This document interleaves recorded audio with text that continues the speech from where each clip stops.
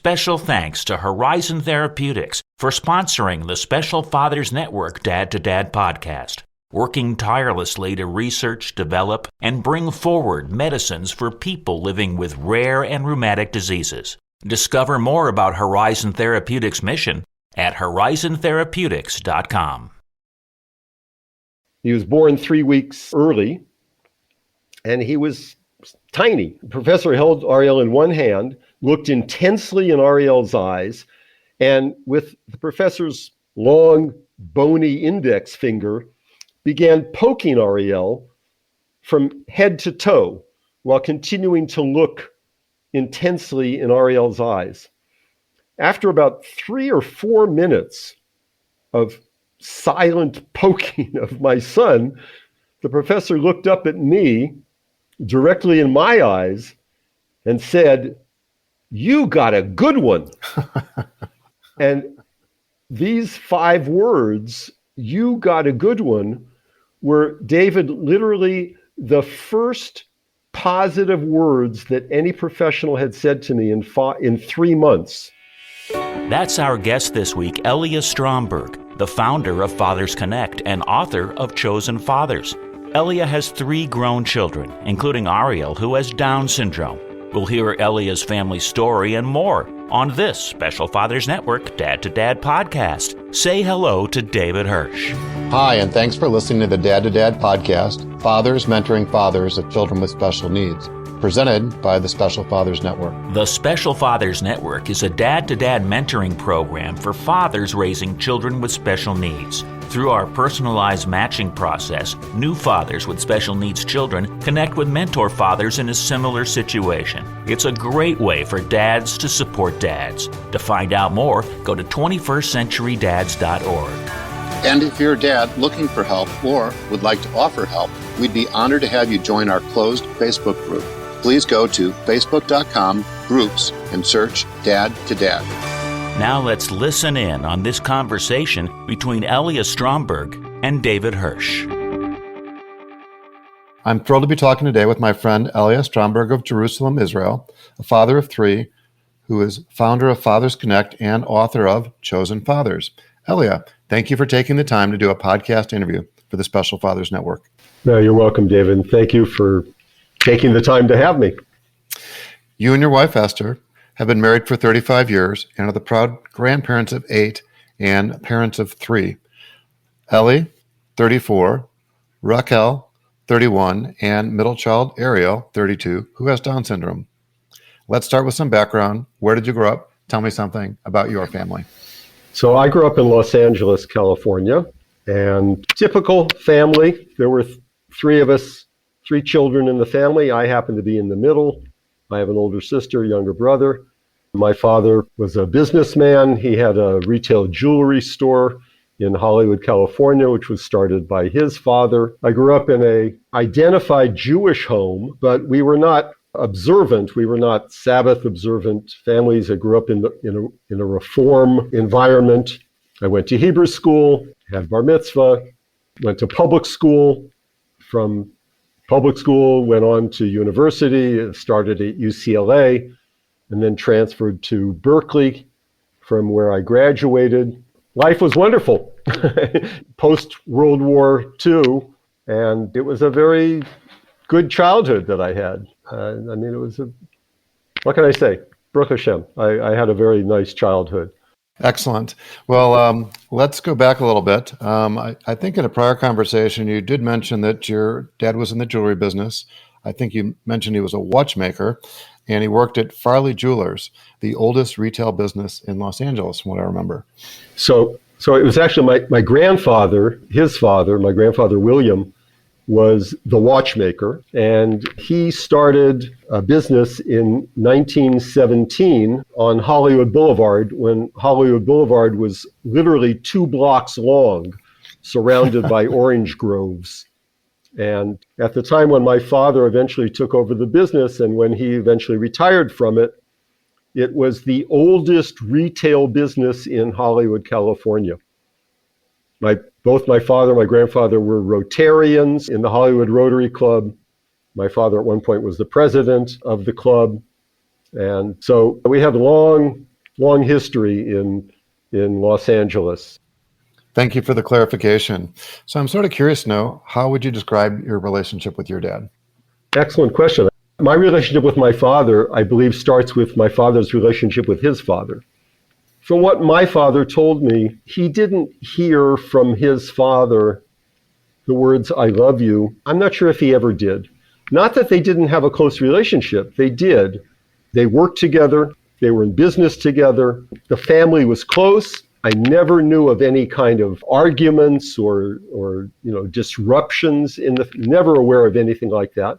But these were not men who shared their feelings with each other very much. So as a consequence, it wasn't until I was a young adult in my 20s that I actually ever heard my father say, "I love you."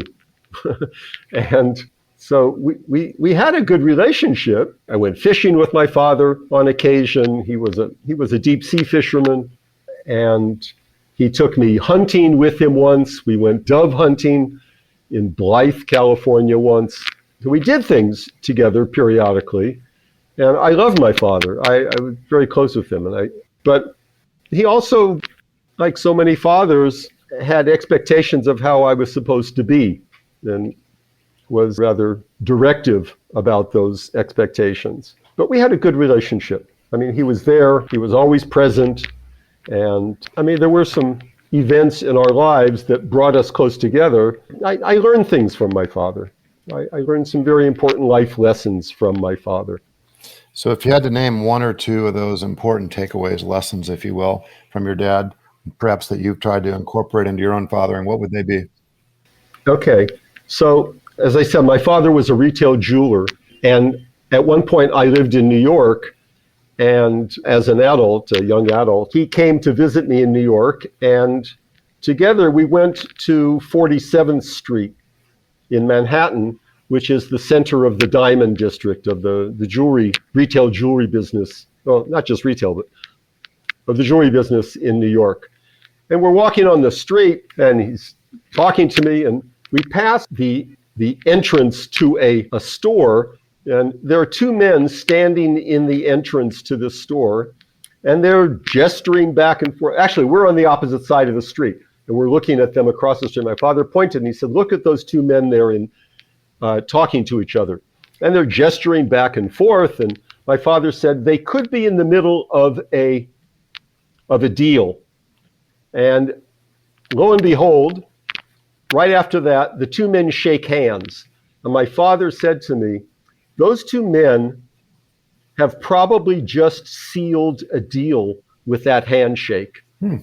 And on the basis of that handshake, there could be possibly hundreds of thousands of dollars of business being traded. And it's all going on their word. And if either of them goes against their word and breaks that handshake, no one on this street will ever do business with that man again." So I learned from that. My father was telling me, your word is the most important bond that you can make with someone. And I've always lived that way. I've always said to my children, I said, if I say something to you, you can count on that because I'm going to stand behind that. That was one of the most important lessons I ever learned from my father. Okay, well, thanks for sharing. So from an educational perspective, my recollection was that you graduated from University of California at Berkeley with a BS in U.S. American History and English. And then you went to Yeshiva University, where you got a Master's of Science in Special Ed and Teaching. And then you also did your PhD at University of Kansas in Education and Leadership. And that was all over about a 10-year period of time. I was fortunate. I was able to find a position in a private special education high school in Manhattan. Students in the school had to test under 75 IQ, for the parents to receive tuition. And so these kids it was a whole range of problems, but that's where I was introduced to special education. And I taught there for 3 years. And toward the end of the 3 years, is when I went to Yeshiva University in New York City to get a master's degree in special education. Once you were married, from what I understand, you had planned to travel to Israel for a short period of time. How did that journey transpire? Right. So Esther Hannah and I decided right after we were married that we wanted to spend the first year of our marriage together in Israel. And so we did. Neither of us had work commitments at that point, and we came to Israel, and we wanted to learn. We wanted to grow in understanding our religion and to build our practice of traditional Orthodox Judaism. So I entered into a yeshiva where I learned full-time traditional Jewish text, and Esther Hannah entered into a seminary where she learned full-time. And we would come home for lunch and share with each other what we learned, and we had a wonderful first year together. We were scheduled to return. We went there in September, and we were scheduled to return to the United States for a wedding of a niece of mine, which was in the springtime. So we did, but by that time, Esther Hannah was expecting our first child. And by the time we got to America, she was far enough along in the pregnancy that El Al Airlines wouldn't allow her to fly. Oh my. They did not want a pregnant lady about to give birth on a 14-hour flight from New York to Tel Aviv. So we had to stay in America. And fortunately, this was in August, I found a position as the principal of a Jewish day school in Philadelphia. So as we moved to Philadelphia, and we were there for 2 years, my wife gave birth to our firstborn in Philadelphia. That's that part of the story.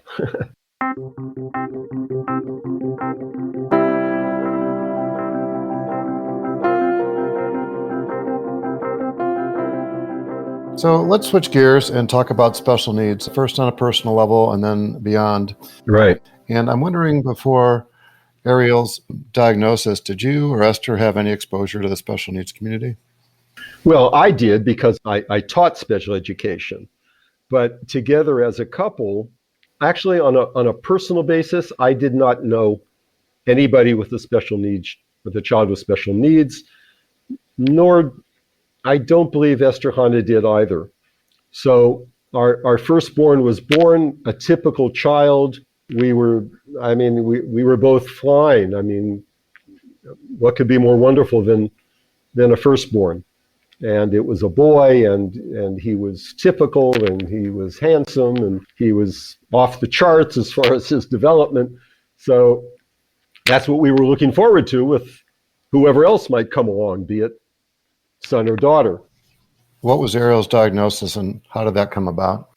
So during the pregnancy, through a scheduled ultrasound, a doctor said that the femur of the fetus was small.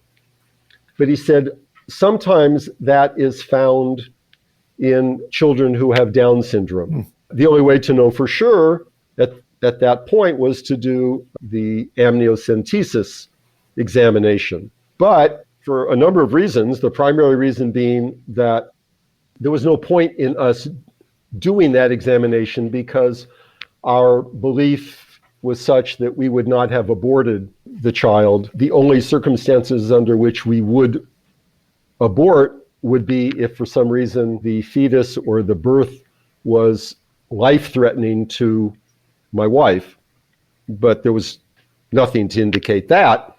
So there was no basis for an abortion. So there was no reason to do the amniocentesis. So we lived for several months with this possibility of this thing, in the back of our minds that maybe there might be something with this child. But the birth was normal. Everything, was fine until Ariel came out and the doctors looked at his facial features and the rest of him and gave us a diagnosis.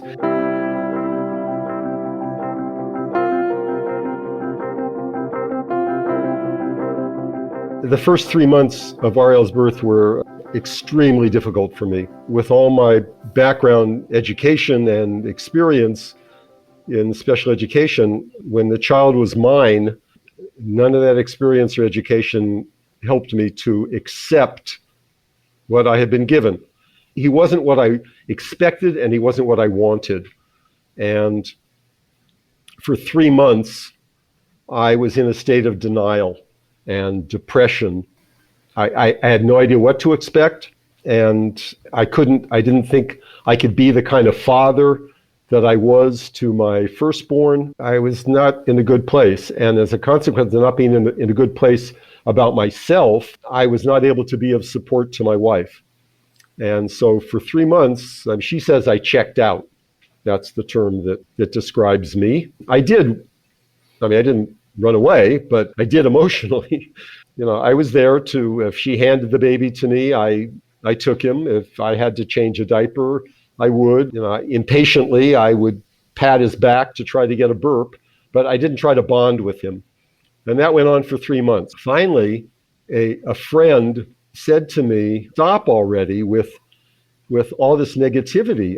I had been building all these negative pictures of what the future was going to be like, how it was going to impact my family, it was going to affect my firstborn, it was going to be a financial burden, et cetera, et cetera, et cetera. So he said to me, stop with all the negativity.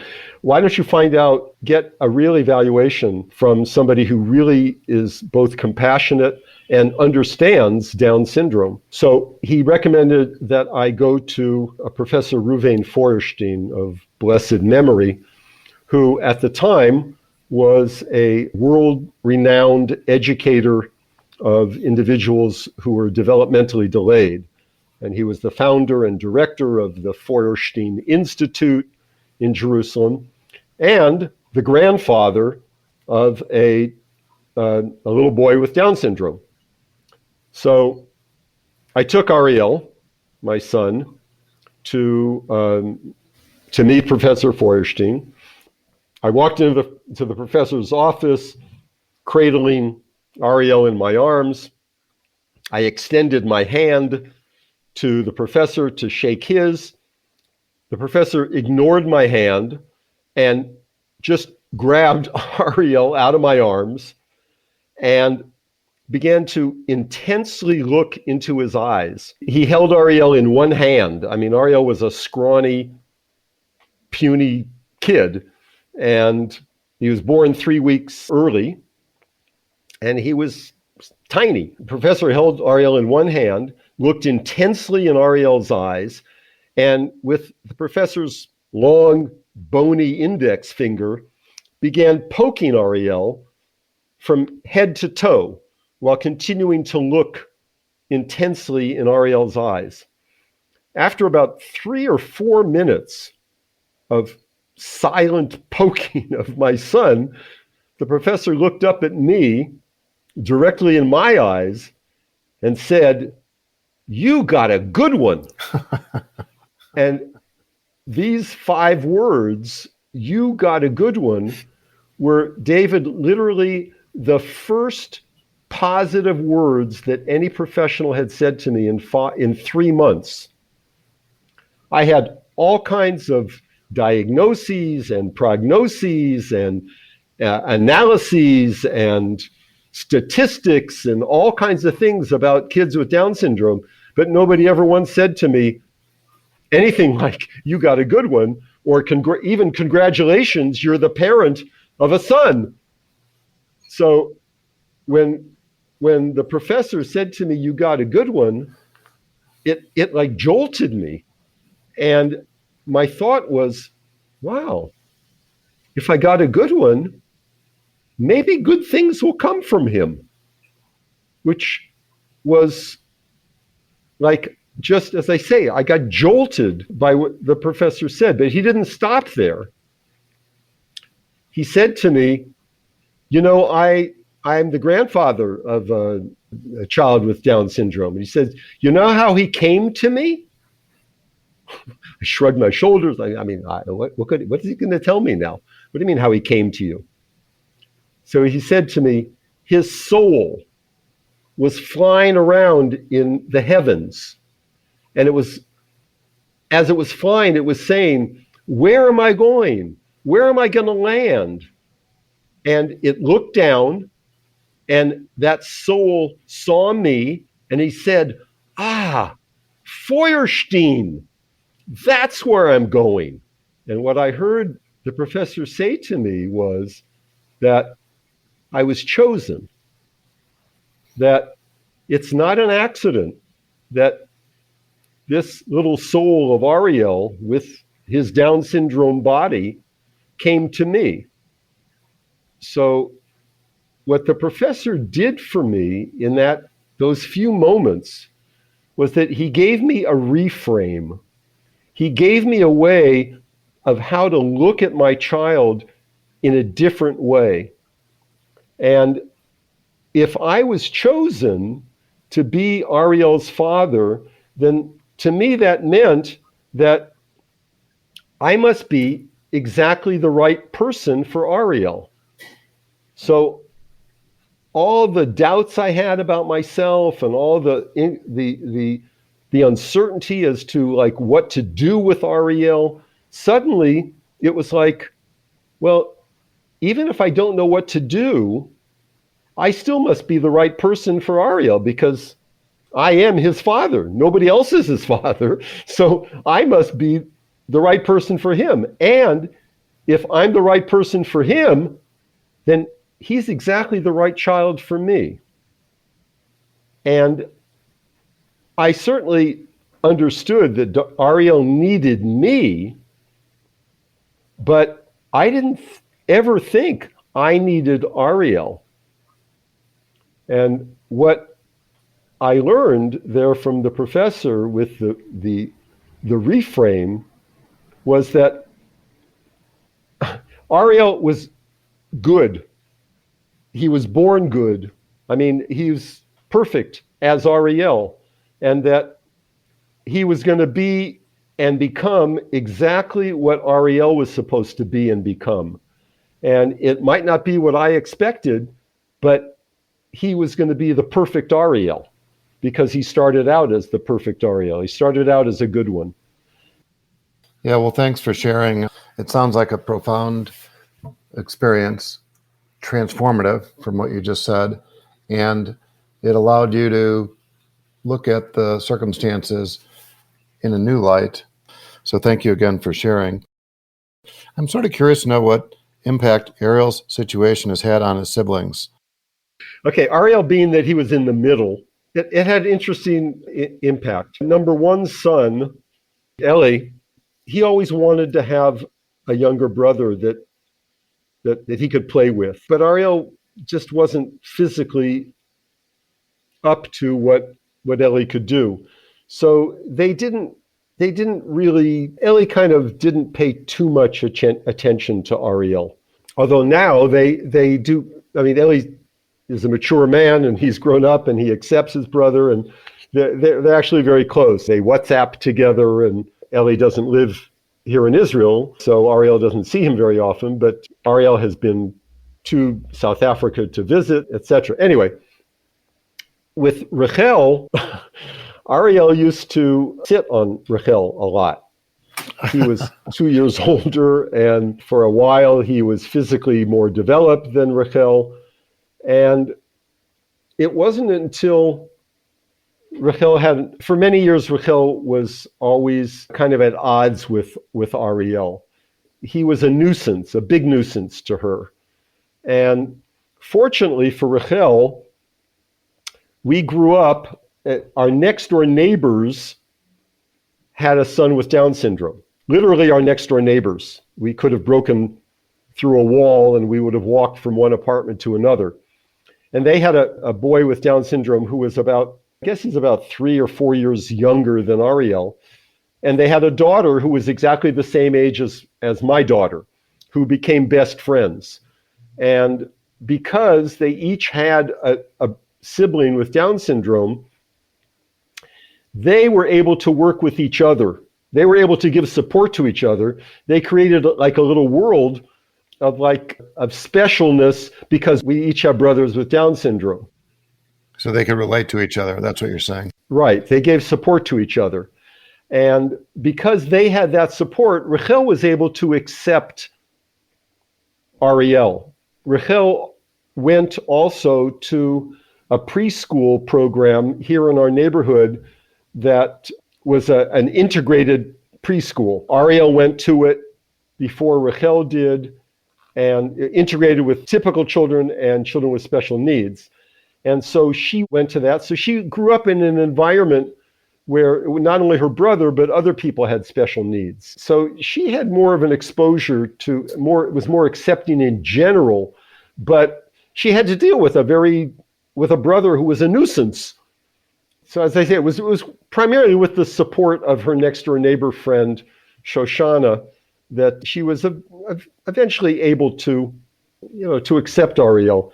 Although I'll have to say, to this day, there's still some friction between Rachel and Ariel. She's not so patient with all of his, in Yiddish we would say, all his mishigas, all his craziness. Not literally crazy, but all his stuff that he does that is unique to him. But everybody is supportive. Rachel now is the legal guardian of Ariel, along with us, in the event that for some reason we can't continue to take care of Ariel. So Rachel is very accepting of him now. Yeah, well, thanks for sharing. Were there any supporting organizations there in Jerusalem that Ariel benefited from or your family benefited from as he was growing up? So the preschool in our neighborhood, Gone Harmony, is the flagship preschool program in Israel for inclusion. And in that environment, he was totally accepted. The staff there understood us and didn't have expectations of us being anything other than just his parents, unlike many of the local professionals who gave us all kinds of programs we were supposed to do with Ariel. Gone Harmony understood that it was their job to educate Ariel. It was our job to love and protect him. So that was very, very helpful to us. He had one very, very difficult year, which was then followed by an opportunity that my wife had to start a school along with 3 other mothers who had kids with special needs, and a very progressive, forward-thinking, well, I guess what progressive means, educator, very innovative educator, who wanted to start a school for boys, religious boys who have special needs.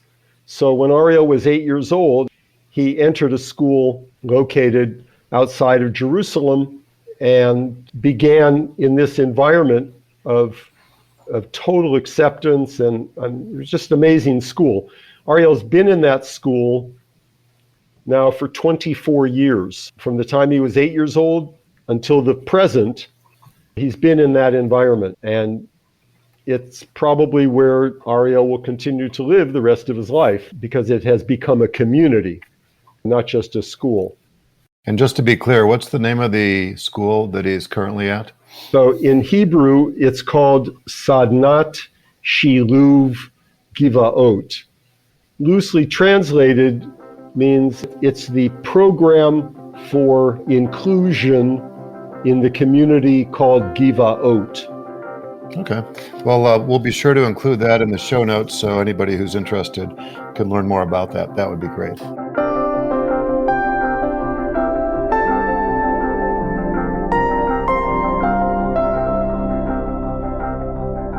So I'd like to talk about 2 more things that are what I would call your special needs experience beyond just being a father to a child with Down syndrome. And the first is the organization that you started going back to 2013, which is called Fathers Connect, And I'm wondering, what was your vision for that organization and how have things transpired? The vision of Fathers Connect was to do as its name suggests, is to connect fathers. My idea was to work within the Jewish world, no distinction within the Jewish world, but just a father who was raising a child with special needs.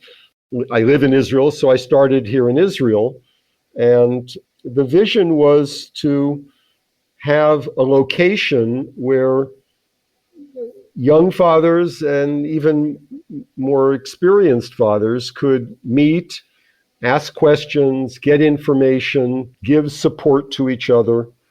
I mean, it wasn't unique insofar as how fathers groups are conceived.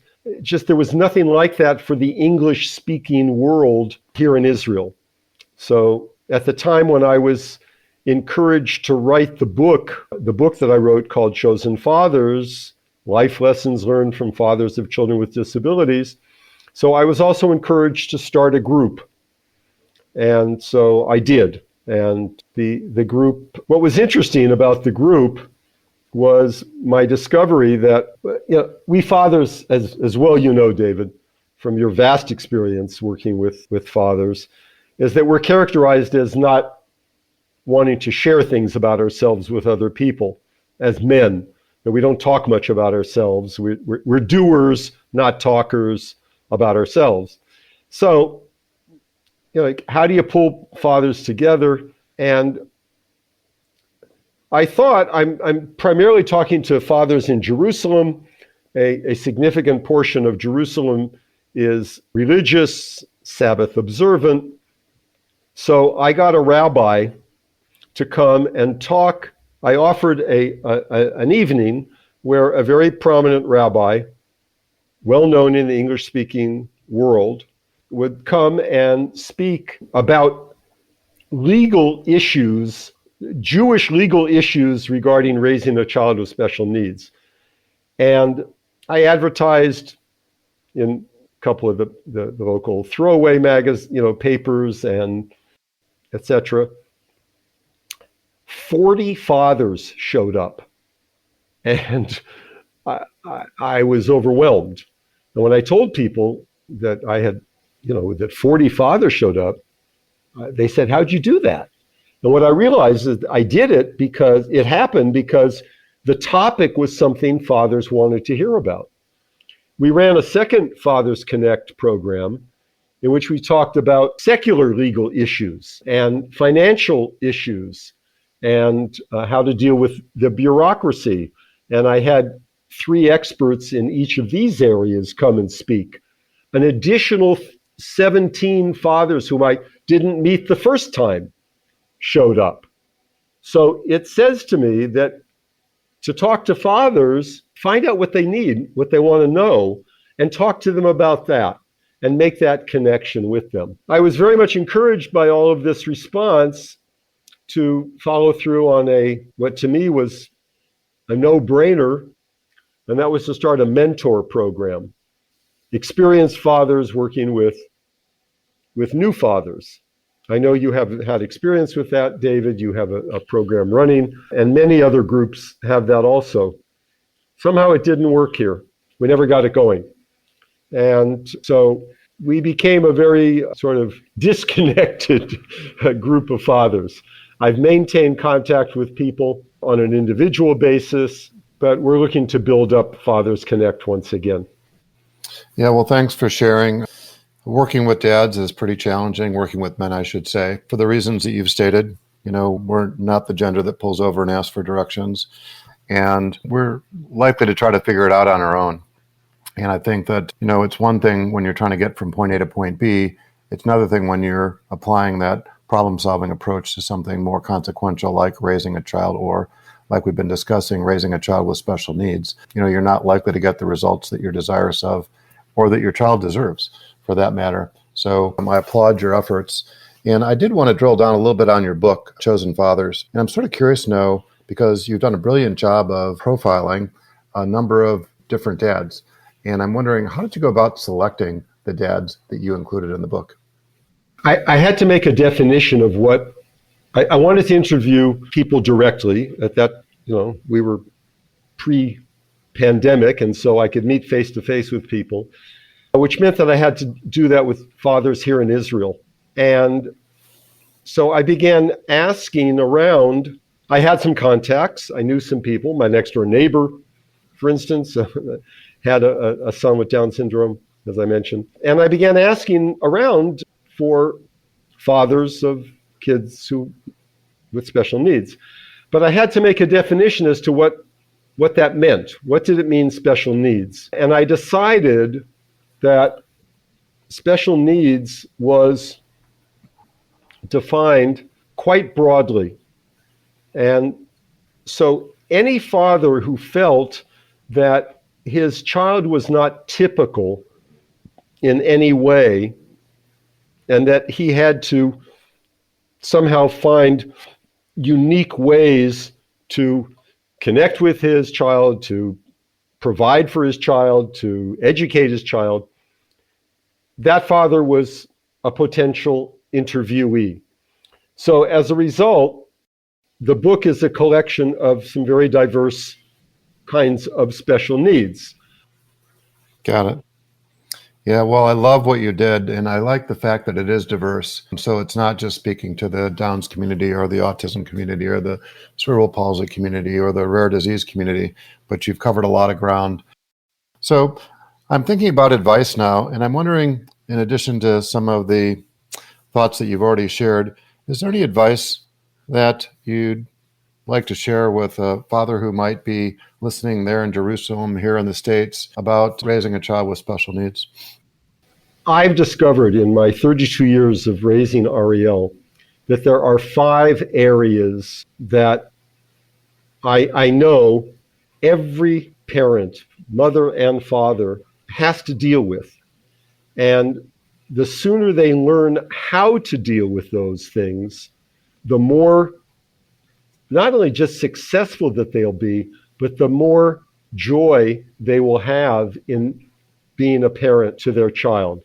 And the 5 areas are, first of all, parents must accept who their child is, what the situation that they're in, and accept themselves and however they are responding to it.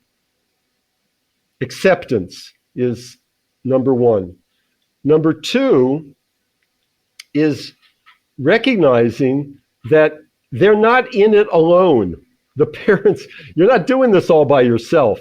You actually have 5 teams of people working with you, 5 different teams of people working with you to raise your child. And the challenge becomes how to harness all 5 of these teams to provide the most for your child and provide the most relief to you, the parents. The third area is that parents must take care of themselves. I tell parents that you come first. You come before your child. You must be taking care of yourself. You have special needs as well as your child has special needs.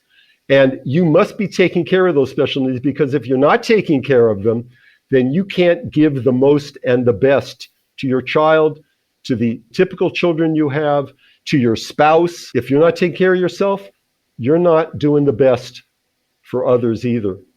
The fourth area is those typical children, the other children in the family.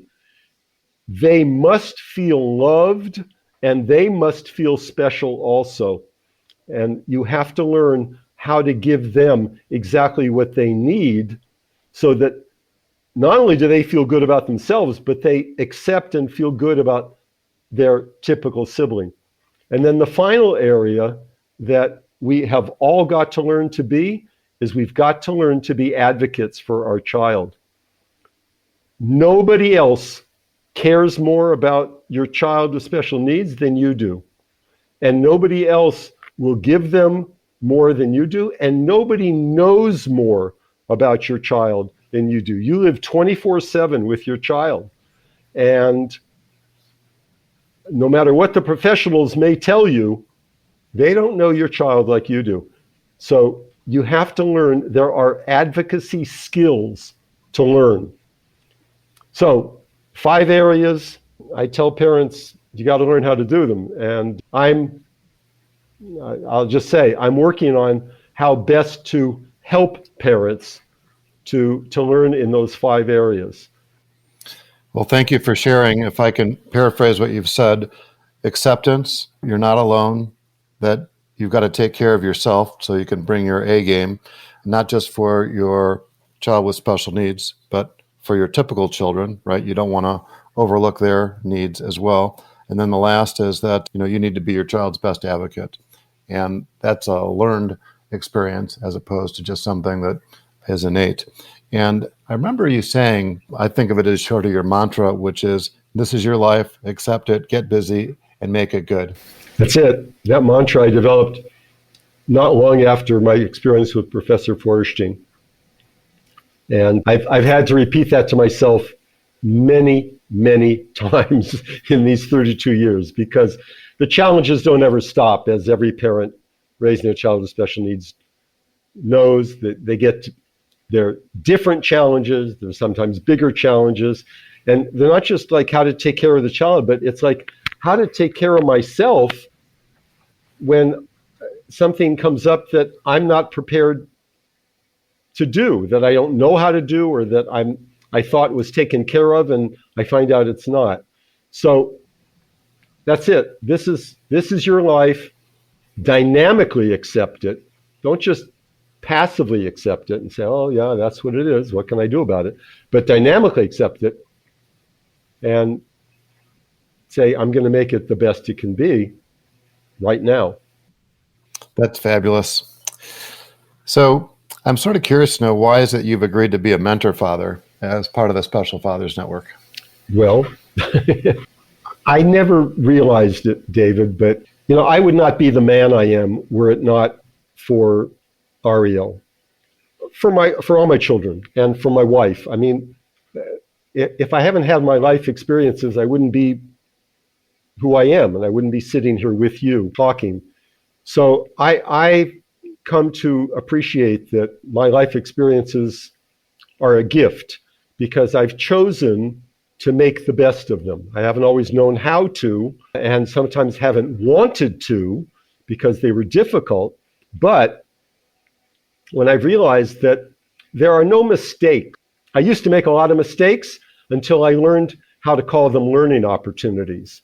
And so I've had lots of learning opportunities, and I want to share it. I want to share those learning opportunities. I want to help other fathers discover that they too have learning opportunities instead of making mistakes, and that they're totally capable of dealing with any situation that they're given, because, well, they might not want to hear it. I believe they were chosen, that they're exactly the right father for their child, and their child's exactly the right father for them. There's so much joy to be experienced that, it's come in a very funny wrapped up package. It doesn't look like any other gift that I ever received. But as I've unwrapped the package, I've discovered that there are marvelous and wondrous and unexpected joys to be had. Yeah, well, we're thrilled to have you. Thank you for being involved. Let's give a special shout out to our mutual friend, Luis Mendoza of the Washington State Fathers Network, for connecting us. Right. Thank you, Luis. If somebody wants to learn more about Fathers Connect or contact you, what's the best way to do that? So there is a Fathers Connect website, and one can go. It's www.fathersconnect.com. Or me, Eliya, Eliya, at fathersconnect.com. And that's an email address that comes to me. And I will respond. We'll be sure to include both those in the show notes, so it'll make it as easy as possible for people to follow up. Eliya, thank you for taking the time and many insights. As a reminder, Eliya is just one of the dads who's part of the Special Fathers Network, a mentoring program for fathers raising a child with special needs. If you'd like to be a mentor father or are seeking advice from a mentor father with a similar situation to your own, please go to 21stCenturyDads.org. Thank you for listening to the latest episode of the Special Fathers Network Dad to Dad podcast. I hope you enjoyed the conversation as much as I did. As you probably know, the 21st Century Dads Foundation is a 501c3 not-for-profit organization, which means we need your help to keep our content free to all concerned. Would you please consider making a tax-deductible contribution? I would really appreciate your support. Eliya, thanks again. Thank you. And thank you for listening to the Special Fathers Network Dad to Dad podcast. The Special Fathers Network is a dad-to-dad mentoring program for fathers raising children with special needs. Through our personalized matching process, new fathers with special needs children match up with mentor fathers in a similar situation. It's a great way for dads to support other dads. To find out more, go to 21stCenturyDads.org. And if you're a dad looking for help or would like to offer help, we would be honored to have you join our closed Facebook group. Please go to facebook.com/groups and search Dad to Dad. Lastly, we're always looking to share interesting stories. If you'd like to share your story or know of a compelling story, please send an email to david@21stCenturyDads.org. The Special Fathers Network Dad to Dad podcast was produced by me, Tom Couch. Thanks again to Horizon Therapeutics, who believe that science and compassion must work together to transform lives. That's why they work tirelessly to research, develop, and bring forward medicines for people living with rare and rheumatic diseases. Discover more about Horizon Therapeutics at horizontherapeutics.com.